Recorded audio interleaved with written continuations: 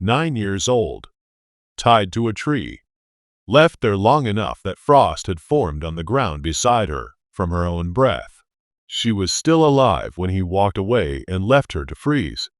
For 26 years, nobody knew his name. 3 different men would confess to killing her before the real one ever got caught. And in the end, it wasn't a witness or a search dog or a lucky break that caught him. It was a piece of fabric smaller than a coin. This is the story of Angie Housman. Before we go back to St. Anne, Missouri, tell me where you're watching from tonight. And if this is your first time here, subscribe now, because this case takes a turn near the end that most true crime channels never tell you about. St. Anne sits just northwest of St. Louis, a working-class suburb of brick ranch homes and school bus routes. In 1993, it was the kind of place where a 9-year-old could walk the last stretch home from her bus stop alone, because her house was 8 doors down and every neighbor along the way knew her name. Angela Marie Housman went by Angie. Born February 18, 1984, she lived with her mother, Diane, her stepfather, Ron Bone, and her 2-year-old half-brother. A 4th grader at Butte Elementary, she'd won a bicycle at a toy store contest at Northwest Plaza a couple of years earlier, and she rode it constantly. Ron Bone would keep that bicycle in his garage for the rest of his life. Thursday, November 18, 1993. Angie's bus let her off on Wright Avenue, same stop as always. She started walking. Somewhere along that block, a car sat pulled over with engine trouble. The man behind the wheel watched the bus pull away. He watched a 9-year-old start walking alone. He asked her if she was hungry. She never made it the 8 houses to her front door. By that evening, Diane had called police. Word moved through St. Anne fast. A 9-year-old girl, gone in broad daylight, on a street where nothing like this had ever happened. Officers went door to door along Wright Avenue before dark, asking every neighbor the same question. Did you see anything? Did you see anyone? Search teams fanned out through yards and alleys as the temperature dropped that night. The Major Case Squad of Greater St. Louis, a multi-department task force built for exactly this kind of crime, took over within hours. Detective Dan D. Carley was one of the original investigators standing in that command post. He would still be working this case a quarter of a century later. By morning, flyers with Angie's school photo were going up on telephone poles across 3 counties, and a tip line was ringing before the sun came up. 9 days passed. Search parties had already combed closer ground twice over.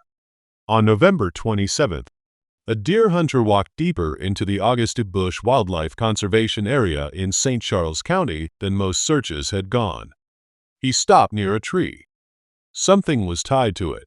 He got closer before he understood what he was looking at. Angie. Naked. Bound. Her head wrapped in duct tape, her wrists in handcuffs. He did not touch anything. He walked back out of those woods and called for help.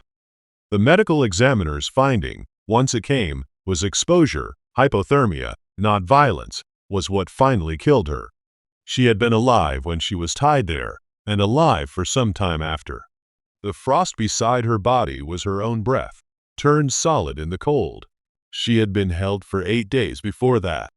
Raped, beaten, starved. Whoever did this had kept her alive that entire time, which meant he made the choice to keep doing it. Every single one of those days, on purpose. The investigation that followed became one of the largest in St. Louis history. 2 weeks after Angie disappeared, a second 9-year-old girl vanished less than an hour away, Cassidy Center. Last seen walking home from a friend's house in December 1993.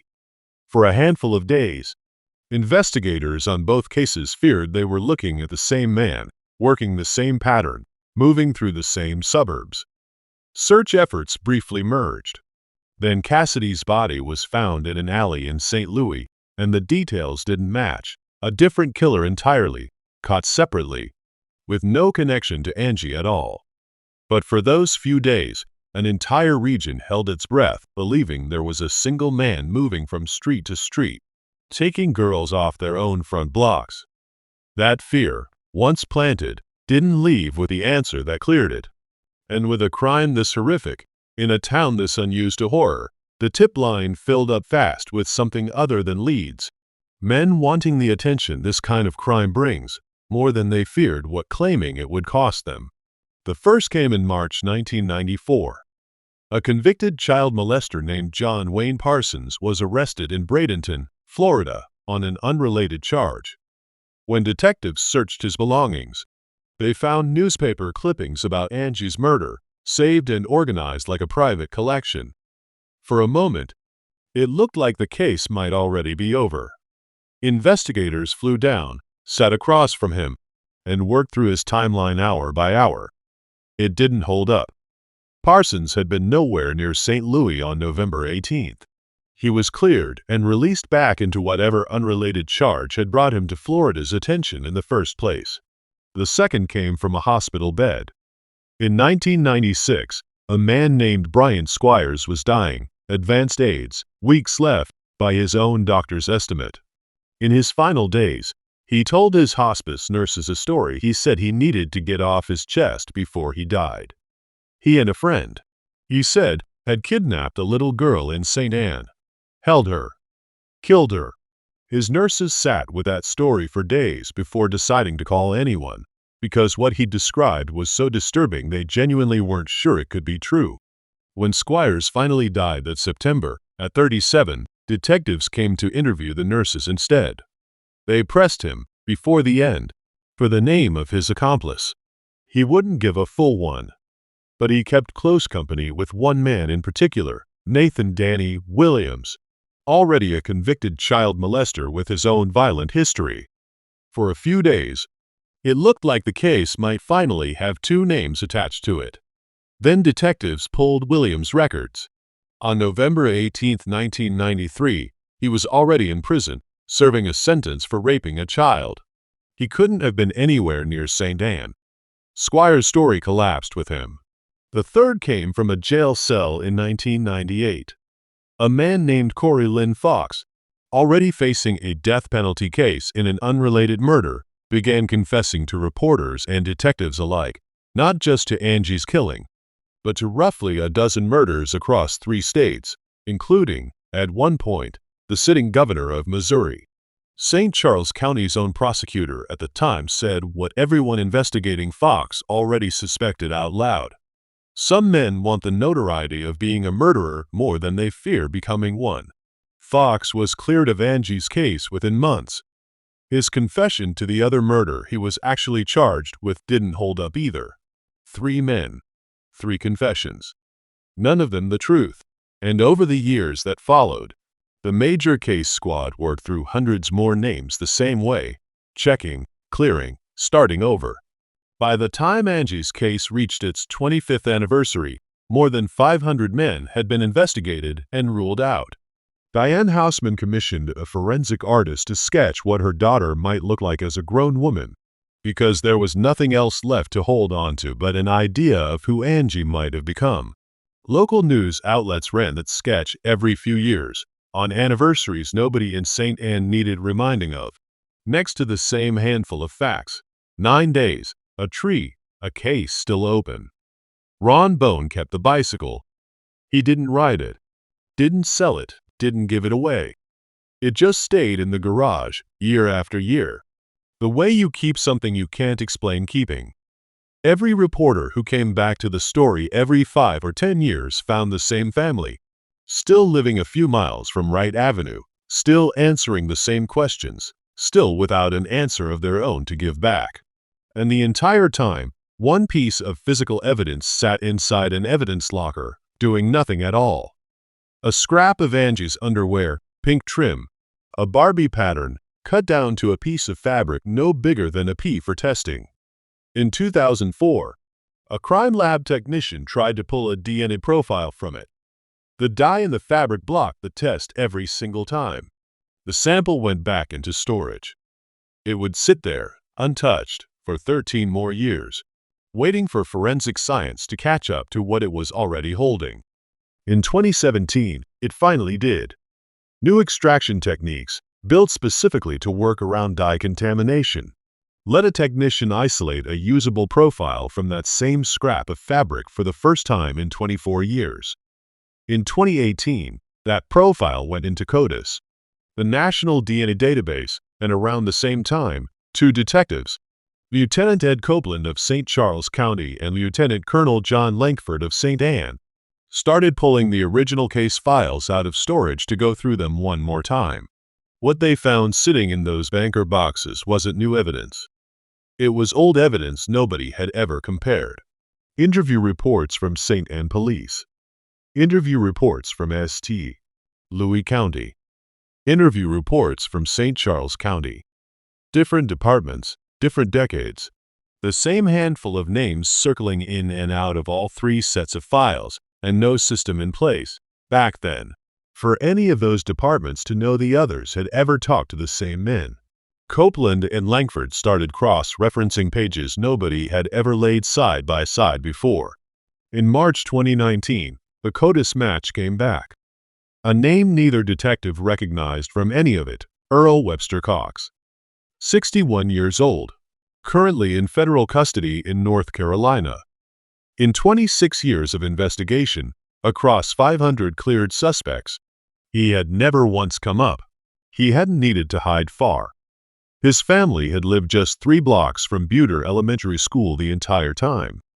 In 1993, Cox was 39, living in the area, released from prison less than a year earlier. His record went back decades, and every piece of it pointed the same direction. He joined the Air Force in 1975 and built what looked, on paper, like an ordinary career, until 1982, when he was court-martialed for sexually abusing 4 minors while stationed in Germany. He served years in a military prison and was dishonorably discharged. Paroled, he was accused again within a few years and sent back to prison in 1991. He was released the second time in December 1992, 11 months before his car happened to break down near a school bus stop in St. Anne. Nobody along that stretch of Wright Avenue in 1993 had any reason to know any of that history. To his neighbors, he was just a man whose car occasionally gave him trouble. In 2003, federal agents caught him running an international online child pornography network. By 2012, he'd finished that sentence too, but the government had already labeled him a sexually dangerous person under federal law and confined him indefinitely at a treatment facility in Butner, North Carolina. He was still there, in that facility, the day his name came back on a DNA match 26 years old. Copeland and Langford's cross-referencing turned up one more thing buried in those boxes, a 1988 case out of Overland, Missouri, where a 7-year-old girl had accused Cox of molesting her. The charges had been dropped at the time. Nobody had ever connected it to the girl found tied to a tree 5 years later, because 3 separate jurisdictions had each held a piece of Cox's history without ever comparing notes. Detectives found that same victim, now an adult, and asked if she would testify against him. She said yes. On June 5, 2019, reporters packed into the St. Charles County Police Department for a press conference nobody outside the department had been told the subject of in advance. Prosecutor Tim Lomar stood at the podium.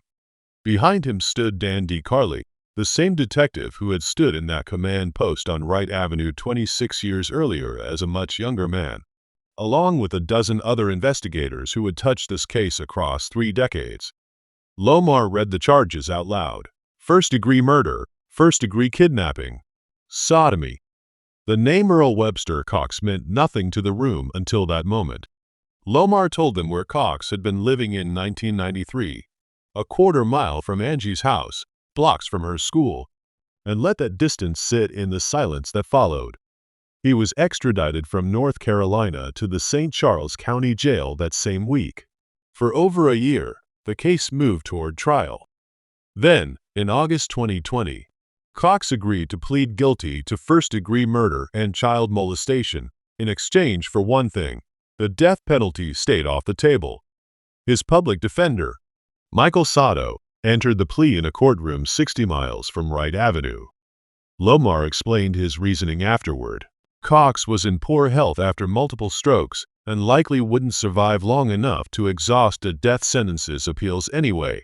A jury conviction wasn't guaranteed even with DNA behind it, and there was something a death sentence could never buy: knowing, for certain, exactly what had happened to Angie and whether anyone else had ever been involved. As part of the deal, Cox gave a full confession. His memory had faded in places, worn down by age and 2 strokes, but the shape of it held together. His car had started acting up that day, he said, so he pulled over near the bus stop. He saw the bus. He saw Angie.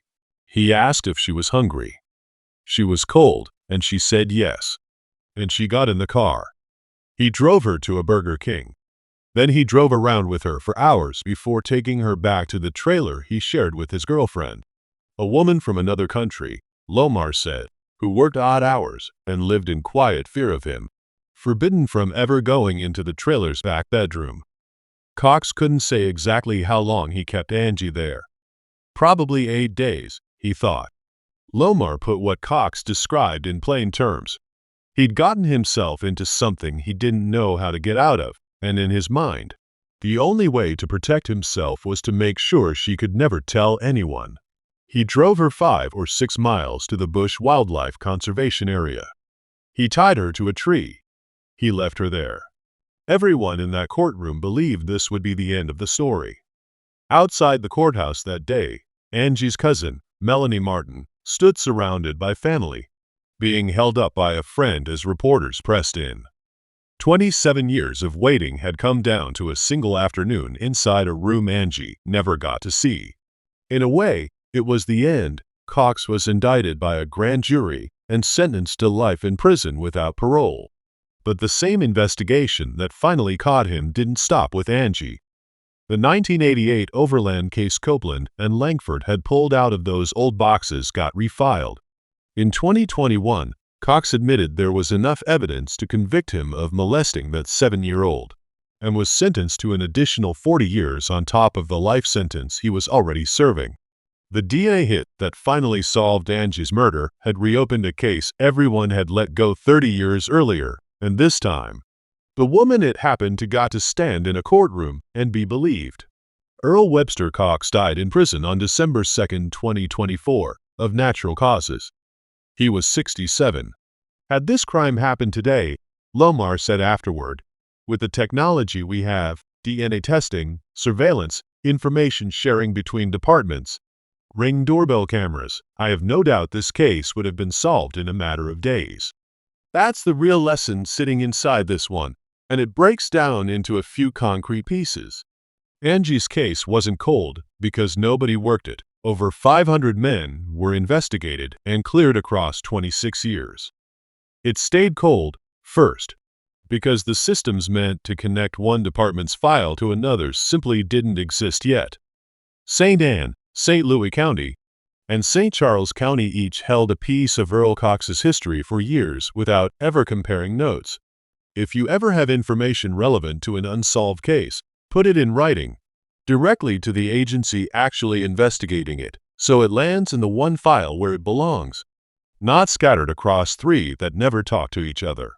Second, a piece of evidence holding the entire answer sat in storage for 13 years because a 2004 test failed and nobody revisited it until a new technique existed. If a cold case near you has physical evidence in storage, ask whether it's ever been retested. A technique that failed in 2004 doesn't mean the evidence failed. It means the science hadn't arrived yet. Third, 3 different men used this case to claim an identity they didn't earn. A confessed molester with newspaper clippings, a dying man telling nurses a story to unburden himself, a man already facing a death sentence looking for more attention. Each one cost investigators real time chasing something that wasn't true. If you ever witness someone claiming involvement in a real crime for attention, report it to police directly rather than repeating it. False confessions don't just waste time, they can bury the leads that matter. And fourth, the same investigation that finally caught Cox also uncovered a second victim whose 1988 case had been quietly dropped decades earlier. If you were ever told, as a child, that your case didn't have enough evidence. It's worth knowing that cold cases get reopened by exactly the kind of coincidence that reopened hers. And organizations like the National Center for Missing and Exploited Children exist specifically to help revisit cases like that one. Wright Avenue is still there. The bus stop is still there, 8 houses from a front door that belongs to somebody else's family now. Ron Bone's garage still has that bicycle in it, more than 30 years later. There was frost on the ground once, from a 9-year-old girl's own breath, in the last hours anyone would ever get to know her in. She never got to become the woman in that forensic sketch her mother had made. Justice came, in the end, 26 years late, and it came for someone else, too, along the way. Angela Marie Housman, 9 years old. Thank you for watching. If this story stayed with you, there are more like it waiting for you here.